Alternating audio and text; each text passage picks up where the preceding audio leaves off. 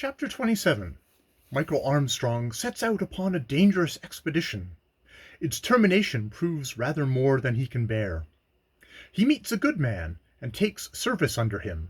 He asks and obtains a holiday, and meets several adventures in the course of it. While this gay and happy party, who would have any of them gladly exchanged pleasure for pain, could they thereby have purchased only the knowledge of his existence, was thus placing kingdoms between them, the unhappy Mchl was still enduring all the miseries of an apprentice at the Deep Valley Mill.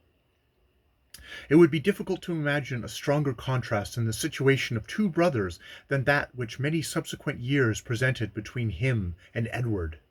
Edward, who had ever been to him as dear as a second self, who had never enjoyed a pleasure unshared by him, and never known a sorrow that had not also been his. Edward was enjoying all that nature and fortune could give, while Mchl still hopelessly dragged on a wretched existence amidst unceasing and unvarying suffering.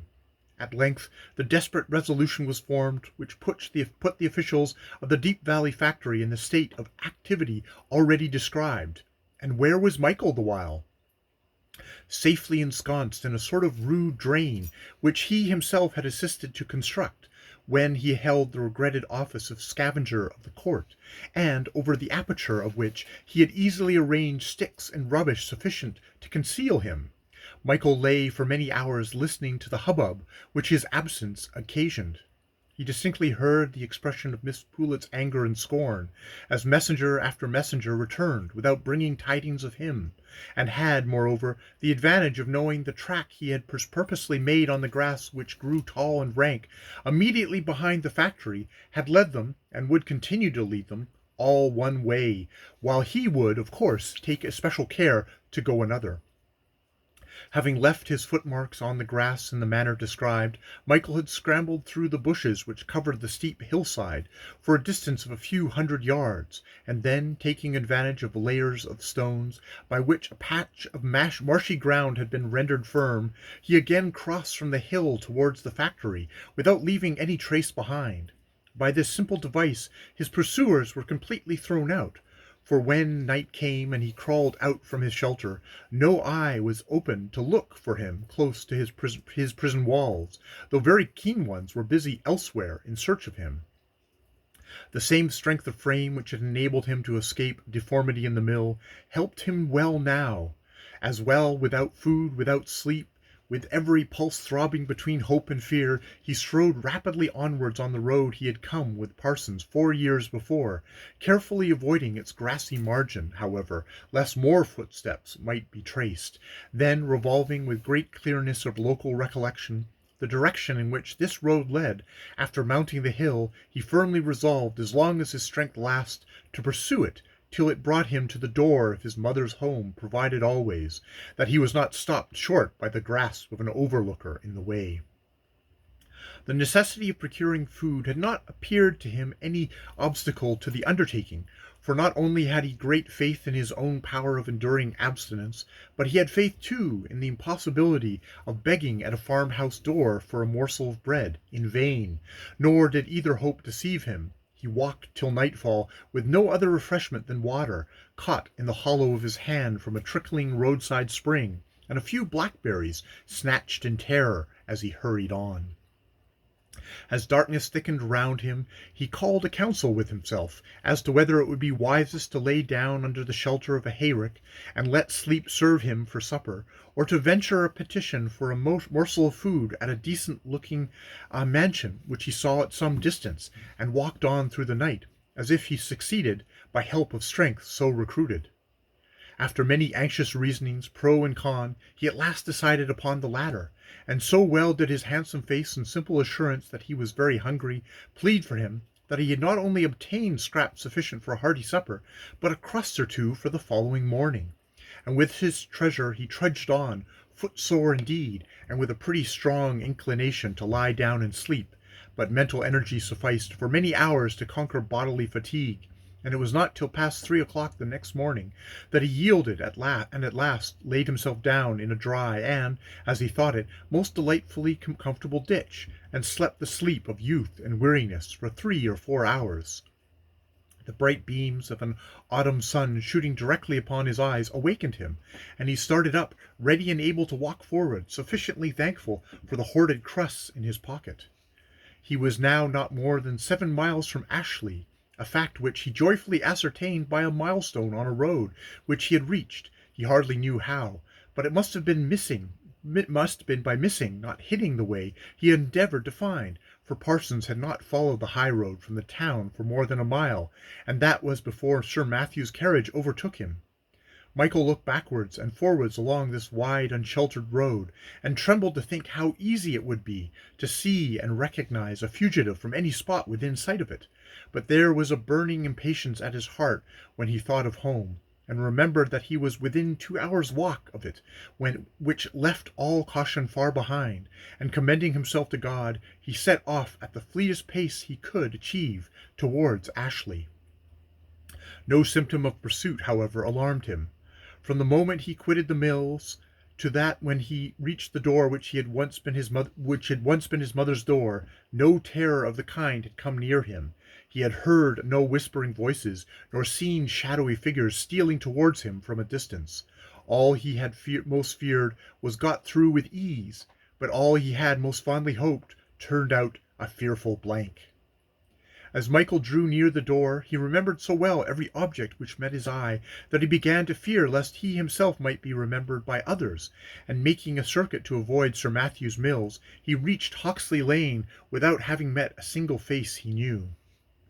It was a tremendous moment for him, and that in which he first caught sight of the lowly door through which he had passed 1,000 times in eager anticipation of his mother's kiss. Some minutes followed before he could reach it, and the boy trembled so violently that he tottered as he hurried onwards like a drunken man. At length his hand was on the latch, it yielded as in days of yore, and in an instant the door was wide open before him. Poor Michael!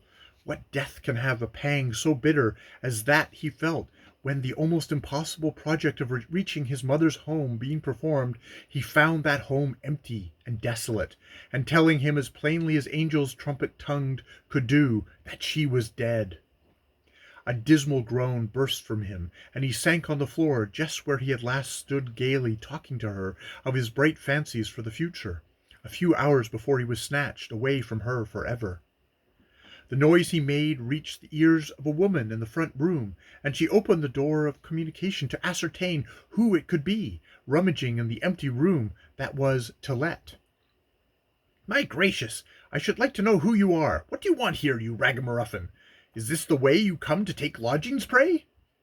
This was said by a young and pretty woman who held a baby in her arms, and who, being the wife of a confidential overlooker, had not only succeeded to the occupation of number 12 upon the death of Mrs. Sykes and the dispersion of her family, but considered herself privileged to assume, on most occasions, an air of great importance. "Mother lived here," said Michael, with a look wretched enough to soften the heart of the saucy girl who had addressed him. "Your mother, my poor boy? Are you a little orphan Armstrong, then?" was the reply. "Is my mother dead?" said the unhappy boy. "Dead? To be sure she is. And where can you have been not to know that? Wasn't you with her when she died?" "No, no, no," sobbed Michael. "I came here to find her."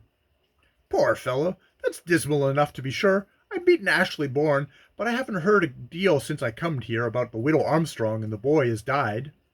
"Died?" echoed Michael, looking wildly at her. "Is he dead too? Is my poor Teddy dead?"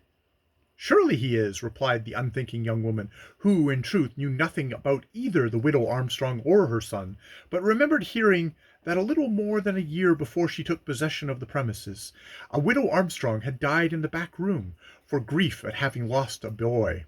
She was far from intending to be cruel to the poor lad, who looked himself so very nearly like a corpse, but was too indifferent upon all subjects which did not immediately concern herself to take the trouble of thinking before she spoke. A few more questions might probably have obtained, if not the truth, at least some proof of his informer's ignorance of it, but Michael had heard enough. He rose to his feet, and without uttering another word, rushed out of the room. The state in which he then found himself was certainly nearly approaching to delirium.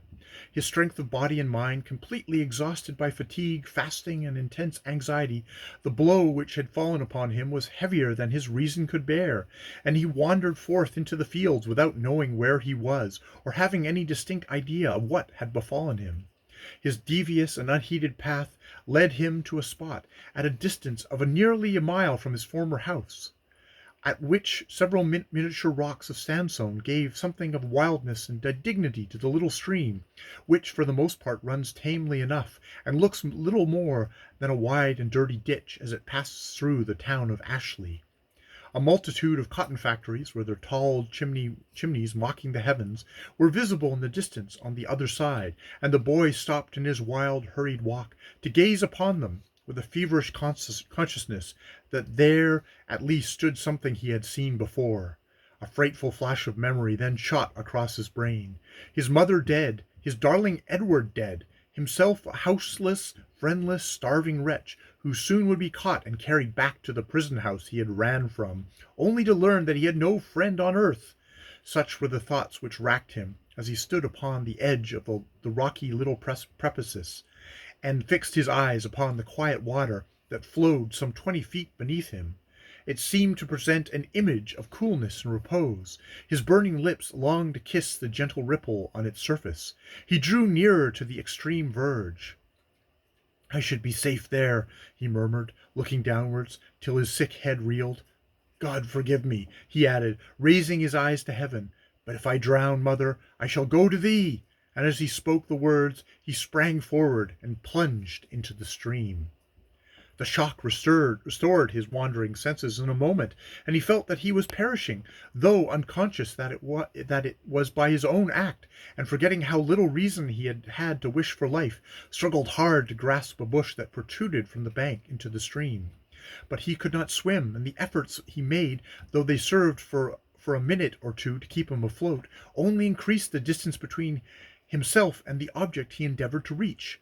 His heavy shoes filled with water and dragged him downwards. His strength failed, his arms ceased to move, and in another moment the water rippled over his head.